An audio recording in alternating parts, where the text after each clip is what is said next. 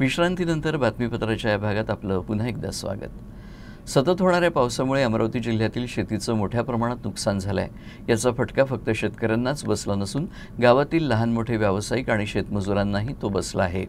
अतिवृष्टी होऊन देखील शासनाने अमरावती जिल्हा अतिवृष्टीग्रस्त जाहीर केला नाही। त्यामुळे शेतकऱ्यांना हेक्टरी 50,000ची मदत करावी अशी मागणी योगेश गुडदे यांच्या नेतृत्वात करण्यात आली आहे। राज्य सरकारने 2200 कोटींची केलेली मदत ही अतिशय तुटपुंजी आहे। राज्य सरकार शेतकऱ्यांची थट्टा करत आहे असा आरोप करण्यात येत आहे। पंजाब राज्याप्रमाणेच महाराष्ट्रात देखील हेक्टरी 50,000ची मदत मिळायला हवी।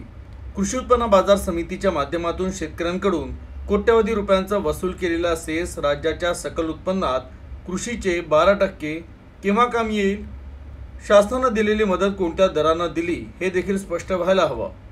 त्यामुळे सरकारने शेतकऱ्यांचा अजून अंत पाहू नये आणि तत्काळ अमरावती जिल्हा अतिवृष्टी जाहीर करून सरसकट कर्जमाफी आणि शेतकऱ्यांना वाढीव भरी मदत करण्यात यावी असं निवेदन जिल्हाधिकाऱ्यांना सादर करण्यात आलं।